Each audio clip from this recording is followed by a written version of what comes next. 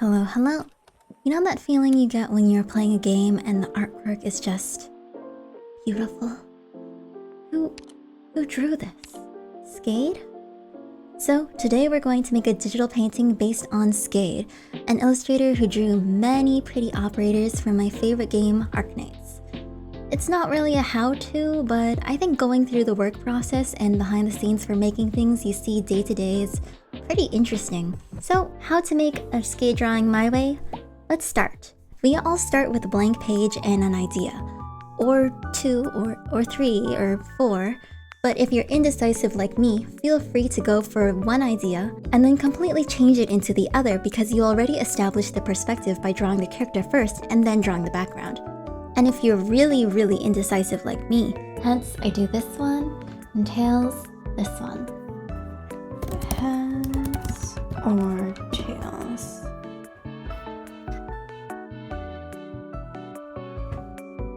Heads. Speaking of the character, we're now drawing her sitting down because Skade does this a lot with so many drawings.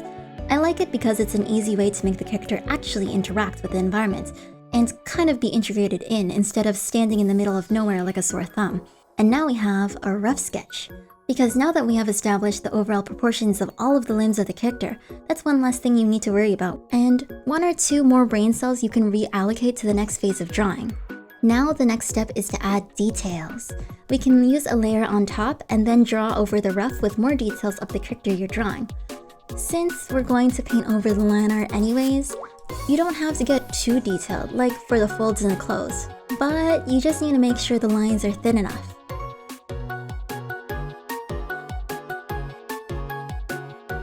On another layer underneath, we then draw the objects in the background. We can use the symmetry ruler since there's a symmetrical composition, and don't forget to hold the shift key while drawing to make a perfectly straight line. But they don't snap to be perfectly horizontal or vertical like Photoshop.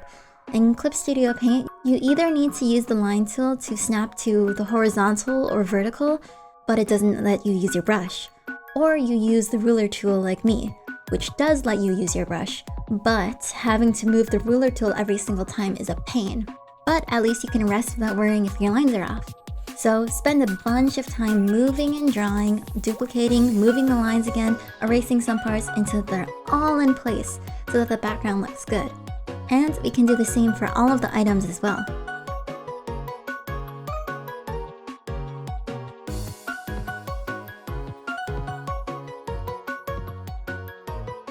To add more dimension and overlapping objects, I added flowers.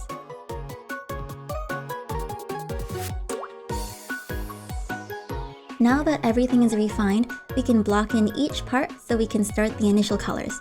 Just fill in all the gaps first, then just select the area outside the lines with the magic wand, invert the area, and fill. Or if your line art doesn't have too many gaps, just use the paint bucket tool. Now I'm going to do the tedious thing of doing the exact same thing I did with the character with every single object to make it look as professional as possible.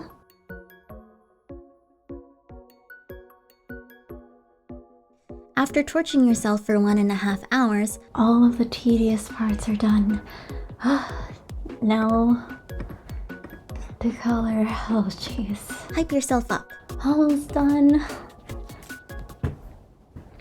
Then immediately go to sleep and then come back the next day for the coloring. I started finishing the background first rather than the character, not to establish lighting or any practical reason like that, but for the same reason why I saved the best food on my plate for last. To avoid losing motivation. Imagine working on something for 8 hours, your head hurts, your hand hurts, and you still aren't done. Obviously, all of your stamina is used up and your work is worse. Use your initial energy for the stuff you're worst at.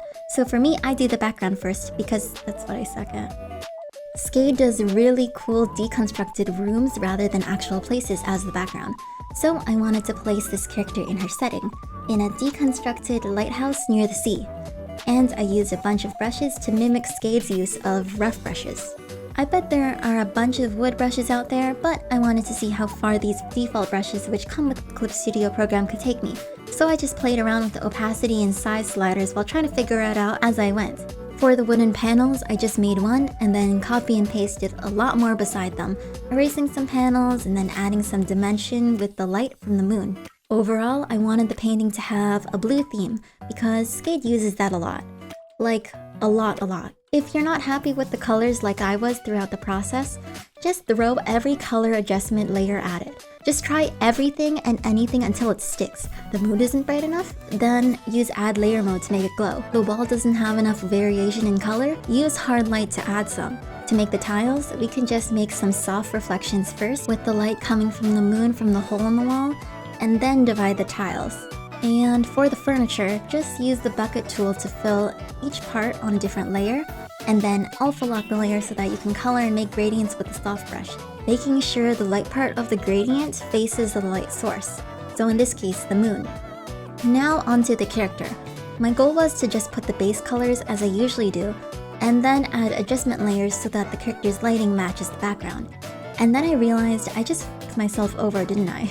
The backlight from the moon is simple enough, but then there's another light coming from the staff, and so how am I supposed to light this? Here, I first redid the face and hair, adding all the strands in first and covering up all my line work. But then I found a good workflow to drawing the shadows when you're not sure how to go through with it. Ask yourself, is it flat? If I zoom out, does the character look 3D or does it look like a cardboard cutout? If it's the latter, then something is wrong. Is one arm or leg sticking toward or away from you? Is it blocked by something? This arm is blocked from the light of the staff by the body, so it should be in shadow. So draw it. Does the skirt look flat? Then look at the light source. It is above and to the left, so the right should have the shadow. And now we just paint over everything.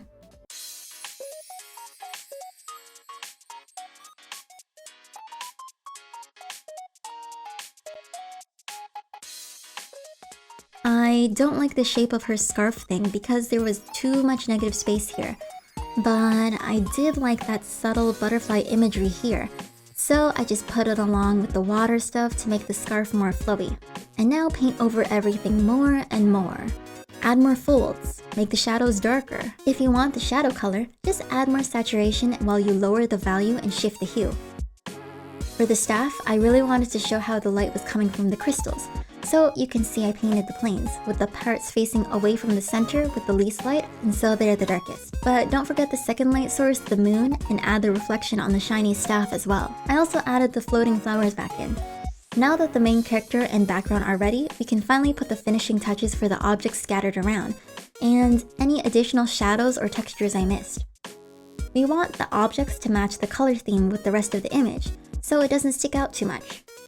Oh, and we can add some glow touch so the light really looks like it's coming out of the staff and reflecting off the wall behind, and some multiply layers to make the edges a bit darker. Skade has this iconic dark outline that mainly goes around the character to make them stick out from the background and also to separate the main body from the hair, so we add that on last. I saved it as a PNG so it would neatly compress all the layers into one without me worrying if it will crash. Then I did the final color correction on the PNG, since I thought it was a little too blue. Just use the tone curve to add some reds, lower the blues, and finally, a Skade study. It's finally complete. Anyways, this time I just jumped in without making notes ahead of time because I was drawing deprived and I really wanted to get into it. After not drawing for a month, I was happily surprised that I did not in fact forget how to draw. But if I did this again, I definitely would have downloaded many more rough brushes beforehand to use for the background and clothing because it looks way too smooth for a Skade study. There should be much more textures, especially for the background. Also, I messed up the neck. It looks off.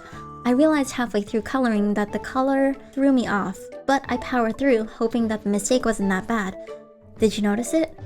And finally, I feel like after drawing so many girls on this channel, I forgot how to draw guys. So I kinda missed the opportunity to study how Skade draws these pretty boys, and I regret it. A lot. So, mark my words, one day I'll gather the courage to learn to draw guys on this channel. One day. Thank you for watching to the end. See ya!